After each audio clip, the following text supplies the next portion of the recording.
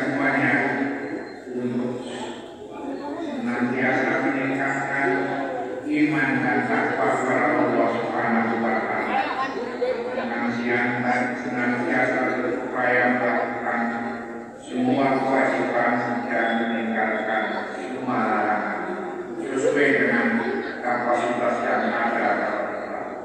Salawat dan salam semoga tetap tertunjang kepada junjungan Nabi kita Muhammad SAW, pada para keluarga, para sahabat, dan para pengikut-pengikutnya hingga akhir zaman.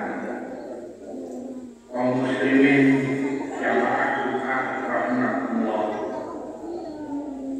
manakala kemerdekaan dimaknai sebagai terbebas dari penjajahan secara fisik atau militer, maka Indonesia tercinta sudah merdeka selama 8 dekade atau 80 tahun. Tentu 8 dekade menikmati kemerdekaan rasa waktu singkat. Harusnya di usia ini Indonesia sudah berkibar di 6 negara, namun masih banyak fakta baik yang mewarnai bangsa ini di usianya ke-80 tahun, seperti korupsi yang makin menggila, eksploitasi alam, kebobrokan sistem politik, kebijakan ngawur, hingga arogansi kekuasaan, utang negara yang makin menumpuk, kehidupan sosial rusak seperti LGBT, perzinahan atau kumpul kebo makin merajalela. Keadilan dalam hukum yang seperti mimpi, angka kemiskinan yang masih tinggi. Menurut rilis Bank Dunia, jumlah orang miskin di Indonesia naik jadi 194,4 juta. PHK di mana-mana, biaya kesehatan dan pendidikan yang mahal, demikian juga harga kebutuhan pokok yang makin melambung. Ma'asyiral muslimin rahimahullah, di tengah kondisi yang belum sepenuhnya maju, makmur, sejahtera, dan berkeadilan itu, pemerintah masih saja menjadikan pajak sebagai sumber utama pendapatan negara.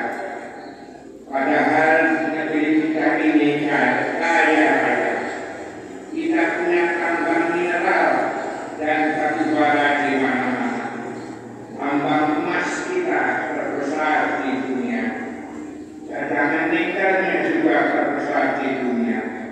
Kita juga punya tambang minyak, tanahnya subur, tongkat kayu ditancapkan dari tanaman, hutannya luas, ditambah lagi lautannya.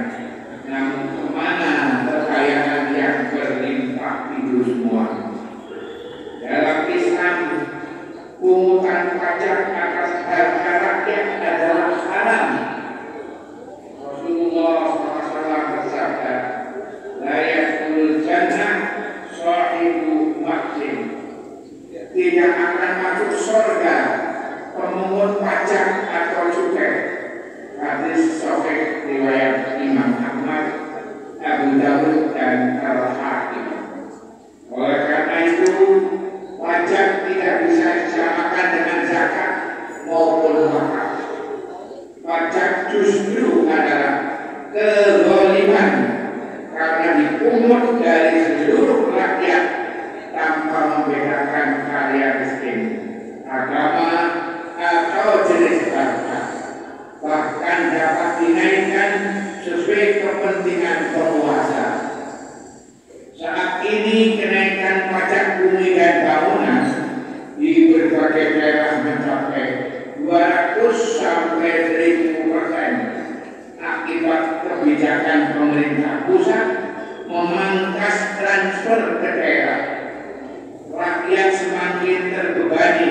di tengah kondisi ekonomi sulit, daya beli menurun, pengangguran dan PHK meningkat, serta kemiskinan bertambah. Sementara itu, pejabat negara, komisaris BUMN, dan anggota DPR justru menikmati penghasilan fantastis hingga ratusan juta rupiah per bulan, ditambah berbagai tunjangan dan bonus besar. Maka patut kita renungkan bersama apa yang dikatakan intelektual Muslim Ibnu Khaldun yang hidup pada tahun 1332 sampai 1408 Masehi, yang mengatakan di antara tanda sebuah negara akan hancur semakin besar dan beraneka ragamnya pajak yang dipungut dari rakyatnya. Ma'asyiral muslimin rahimakumullah, Islam datang membawa misi kemerdekaan manusia dalam makna yang paling jauh, yaitu membebaskan manusia dari penghambaan kepada sesama manusia menuju penghambaan kepada Tuhannya manusia. Bagaimana Rasulullah SAW tegaskan dalam suratnya kepada penduduk Najran, amma ba'd, fa inni ad'ukum ila ibadatillah min ibadatil ibad wa ad'ukum ila wilayatillah min wilayatil ibad. Sesungguhnya aku menyeru kalian untuk menghambakan diri kepada Allah dan meninggalkan penghambaan kepada sesama hamba manusia. Aku pun menyeru kalian agar berada dalam kekuasaan Allah dan membebaskan diri kalian dari penguasaan oleh sesama hamba atau manusia. Tafsir Ibnu Katsir di dalam kitabnya Al-Bidayah wa Nihayah juz 5 halaman 4. Inilah misi Islam untuk mewujudkan kemerdekaan hakiki bagi seluruh manusia. Misi ini pula yang menjadi pengobar semangat para pejuang Islam meski menghadapi musuh yang kuat.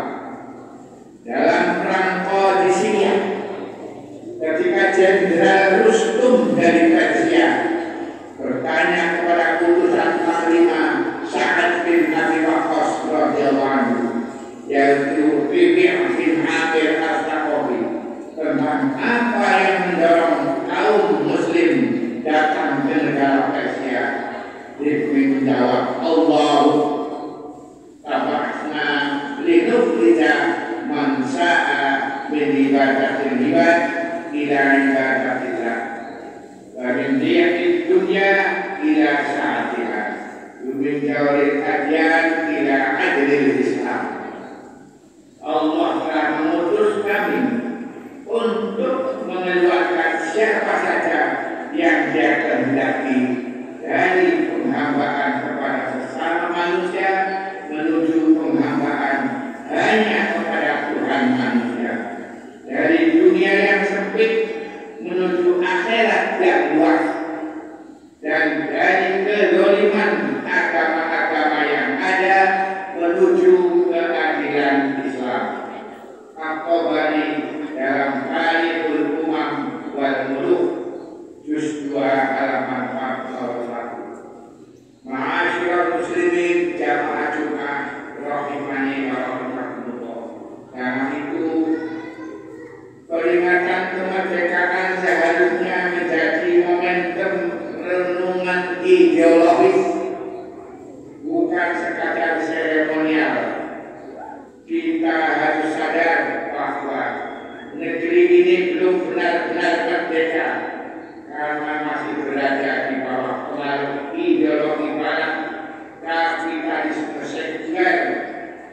justru menambah penderitaan rakyat.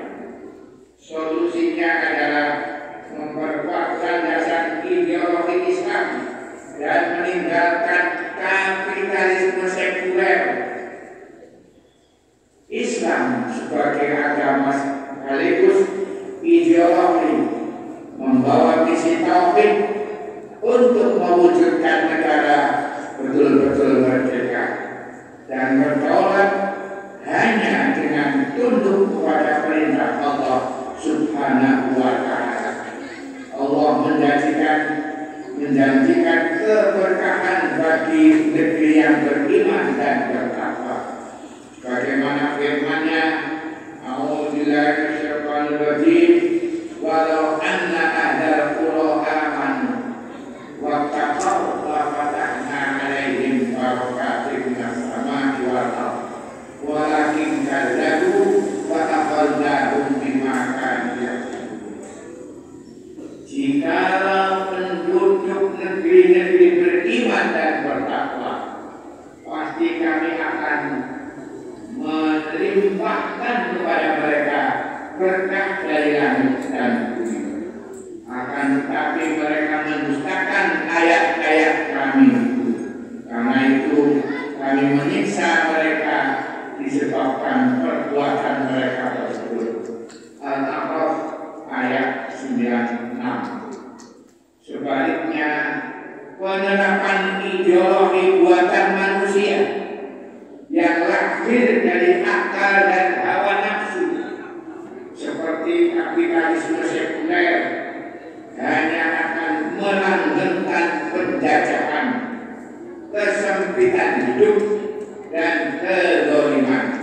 Sebagaimana firman-Nya, wa man a'rada 'an dzikri fa inna lahu ma'isatan dhanka wa nahsyuruhu yaumal qiyamati a'ma.